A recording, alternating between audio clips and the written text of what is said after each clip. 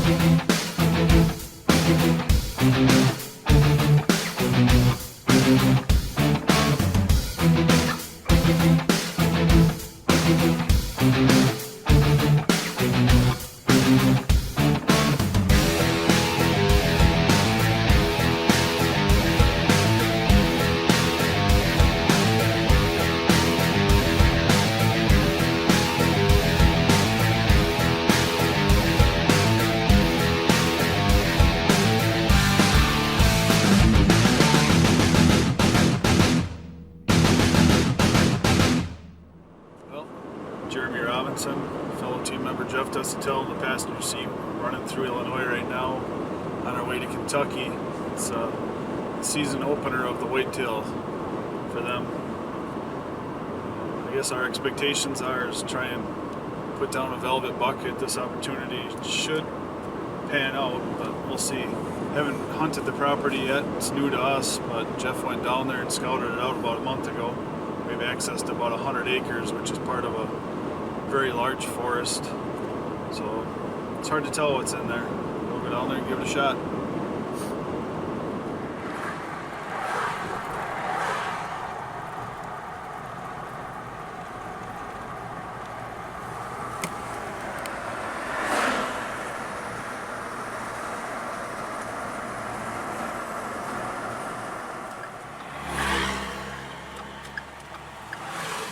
Well, we made it to Kentucky. We just crossed the Ohio River out of Indiana. Our 8-hour drive feels like about 12 or 14. Feels like we're headed to Colorado. But it's been uneventful, which is a good thing.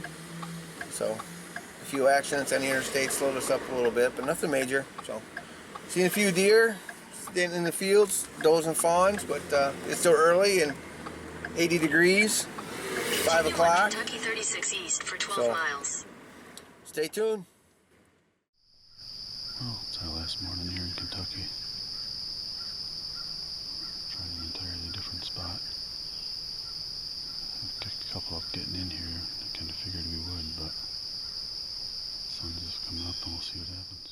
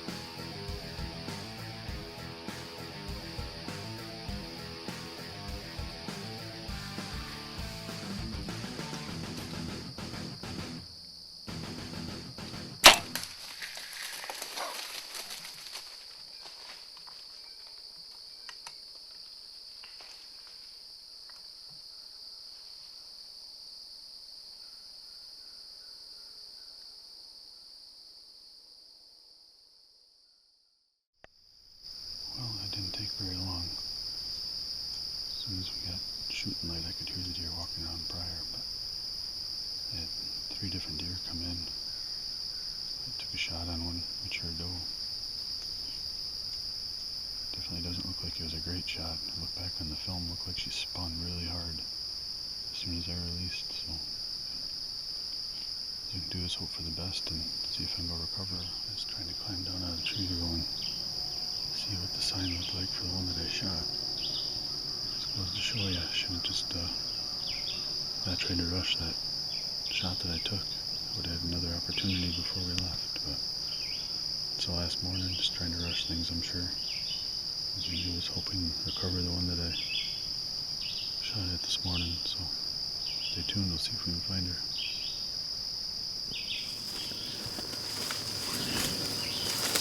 Well, this is our last morning sitting in Kentucky.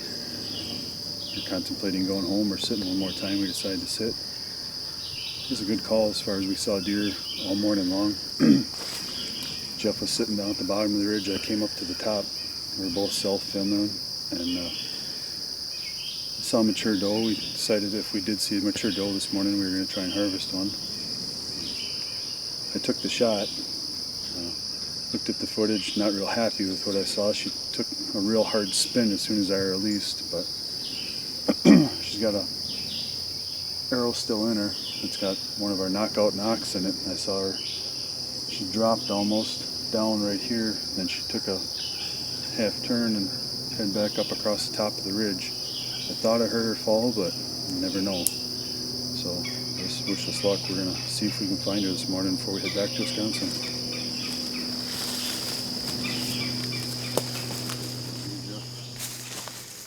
You got blood up there too? Yep, you got blood all over your leaves.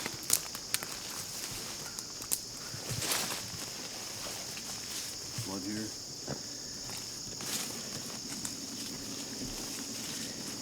Blood here. Blood there. There's the white belly. You got her? Got it. See the white belly? I got lucky.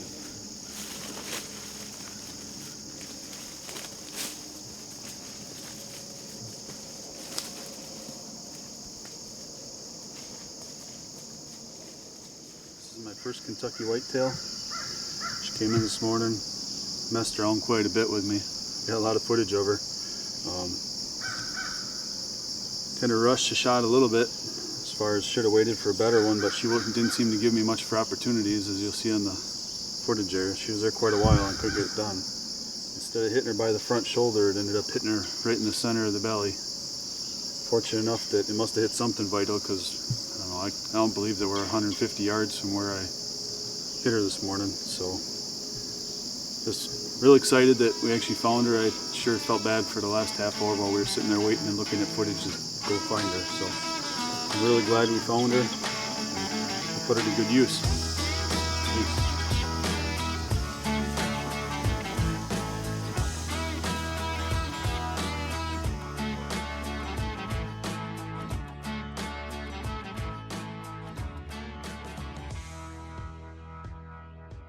Hey everybody, Karl Bethke from Rush Outdoors. We're going to give you a little tech tip and show you what we do here to actually stabilize a bow. I've actually got my turmoil here from Obsession.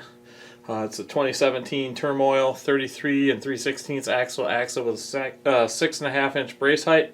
You guys can see I've got my sight set up on it, and I always shoot with an offset stabilizer setup. I do use this bow for indoor 3D, so what I'm going to do is wait it out for aiming and stabilization while I'm shooting my indoor 3D for my hunter class stuff. And then of course for hunting I use a fairly heavy bow. My bows usually weigh between 7 and 9 pounds depending on what I'm doing. For when we go out west hunting in the wind, up to 30, 35, 40 miles an hour at times. The heavier bow is just more stable. If you're shooting a lighter bow in the wind, you definitely have a hard time aiming, especially shooting at animals at 35 to 50 yards in a wind like that or further. It can be quite a challenge without a heavy bow. So I use dead center stabilizers on all of my hunting equipment. They just make a quality product. You guys get a chance, check out Dead Center. Or you can give me a call here at Rush Outdoors. We carry all their products. But I'm going to put a diamond offset mount setup on it. I'll show you guys what that is. There'll actually be a stabilizer out the back and to the side of the bow and out the front of the bow, just to help stabilize the bow, control level left and right and forward and back. So sit back and watch. Should take about 5 minutes to show you guys what we do to stabilize our bows. So I'm going to start with the bow right away. You guys can see I have some accessories on it. I also have an extra light that I run for indoor 3D on it. For hunting I don't run that. And the sight that I have, it definitely has more than enough light with just ambient light for hunting situation. So we got our QAD rest. We have a sword sight mounted on this one, and I already put my diamond base set up on it. And the bow in your hand likes to rotate forward, so you can see, to me, that's nose heavy. The bow actually rotate forward. So I know for a fact I'm going to start off having more tail weight than I am nose weight. Sometimes just a starting reference is for every ounce out the front of the bow, because most bows do rotate forward, are nose heavy. I want 3 ounces out the back. So if I have 1 ounce out front, I've got 3 ounces out the back. That's just a starting reference. Everybody's different. A lot of it has to do with how you hold your bow or how you grip your bow and your shooting style. So for me, that's what we're going to start with. I'm going to throw the stabilizers on without weight on them, and we'll see what happens, and we'll adjust from there. Alright, so you guys can see, I actually don't have the nose silencers on either one of them. I've got a 10 ounce. I've actually got a 10-inch carbon out the nose and an 8-inch carbon out the back. I usually, for myself, like to run the longer one out the front, just for aiming stabilization. For me, it seems to work a little bit better. I do know of guys like Jesse Lenz that actually runs the longer one out the back. Depends on how you weight out your bow. But for me, this is how we start out. Obviously, you know, when I hold the bow in my hand, it's better, but it's still, you can see it still tips forward. Now you can buy mounts and scales to weight your bow out. Dead Center makes one. They're probably $250 to $300. Or you can do it in your hand, your own personal way. It's up to your choice depending on how much money you want to spend, but usually I do it by hand. I just don't have the extra $300 to have a stabilizer scale set up on it. So a clamp that would hold the bow and let me adjust the weight. But if you're shooting professionally or something like that, I think that it's probably a necessity for you to actually set it up with a scale. But your choice. Like I said, carbon rods for me. They make an aluminum, which works just as good, a little bit less cost. So let's throw some weight on them, see what we got. Like I said, right off the bat, I'm going to start for every ounce on the front. I'm going to put 3 ounces out the back. And we'll see where that puts us. Okay, for our starting reference, we've got the weight of the stabilizer, plus we got 2 ounces on the nose. So, and the bow being top heavy to start with without any stabilizers on it, I actually put 8 ounces on the back. So each one of these larger ones is 2 ounces. There's 4 of them, so that's 8 ounces out the tail. And just holding the bow, it's a little bit better, but you guys can see that it still has tip forward. So what I'm going to do is I'm going to add 2 more ounces to the tail, and we're going to see what we get. But I want it to basically sit dead in my hand. Sure, I can hold it. You know, if you're holding it or aiming it, or you can hold it straight, but you still have, it'll still tip out. So that means when you're actually aiming, when you're at full draw, the bow will sit there and all of a sudden you'll be kind of on the target, and then it'll want to dip. And it'll want to dip, and you're always bringing it back up from the bottom side. It means your bow is weighted wrong. So if you put more weight out the tail, you will be able to control that dip and actually make it aim in the spot better. The other thing is you can control that also by controlling how the angle on your stabilizer. So you can drop the weight down low or even lower if you want. You guys will notice on some comp bows that guys will run stabilizers actually off just above their limb pockets. A lot of that has to do with they want to use less weight on the bottom and out the back. They want their bow to be lighter because they don't want to hold all the weight. So you can actually mount it down there, where most bows or a lot of hunting bows just don't even have that option, because you can't, there's nothing to put the stabilizer to. Some bows you can actually put a clamp on the bottom of the riser and actually mount off of that. Dead Center does make that option if you guys were going to be using a hunting bow for competition. And depending on the bow, whether or not it'll actually clamp into position is something you always want to check also. But I am just going to add some weight out the tail and not bring it down any lower, just because I think we should be able to control it by just adding weight straight out the back. So let's see what we get. So what I've done here is gone off and on without actually showing it on the camera. I've done it a few times. But I ended up adding 4 more ounces to the 8 ounces that are on the back. So now we've got a total of 12 ounces sitting on the back, and we've got the 2 ounces on the front. The bow still seems to be a little bit nose heavy, so I'm going to probably add one more just to see what we get. But obviously, you know, now it's starting to add quite a bit of weight to the bow. The aiming is good. I'll show you guys that in a bit. But in the process of this, if you have a quiver or something that sits off the side of the bow also, that's where you will start to control your direction. So how far out you'll actually have your horizontal adjustment. So if I have more weight, like a quiver hanging off of this side of the bow or hanging off of this side of the bow, I will actually take this stabilizer and rotate it out away from the riser to counterbalance that stabilizer so the bow sits level. So when you go to full draw, your bubble sits level. So that's really important also when you're out west or when you're shooting 3D, that if your bubble is cantered one way or the other, you will shoot to the side the bubble is cantered to.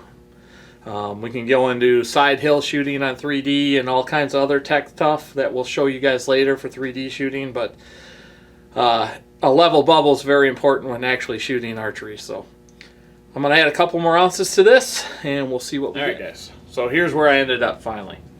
I actually added another 2 ounces to the tail, so I've actually got 14 ounces sitting on the back and still running the same 2 ounces on the front. A lot of that has to do with the sight that's on the bow, how it sits in front of the bow and causing the bow to tip forward, and the bow itself being a little bit top heavy, or what I call nose heavy. So now, when I hold that bow out in front of me, you guys can see that it sits dead level in my hand. I'm not putting any stress or pressure on the bow to make it tip forward or back or whatever else. We're just neutral. The bow would tip forward like this. You want that bow to sit just dead neutral. So. And as for an aiming reference, it's definitely a lot easier when you go to full draw. You've got pressure front and back, and it'll aim and just sit right on that X or on that spot or the 12 ring or the spot you want to shoot your animal. So that's very important. This year, I mean, it's real important for us when we're turkey hunting, because we're always sitting down in a blind or sitting down when we're turkey hunting. Usually it's very seldom you're standing. We have done it standing behind a tree and shooting with a bow. But most of the time we're in a ground blind. So the more weight that I have on my bow and the less I have to worry about trying to control the canter or the lift or vertical lift on the bow, the easier it is for us to shoot turkeys at 30 yards with a bow.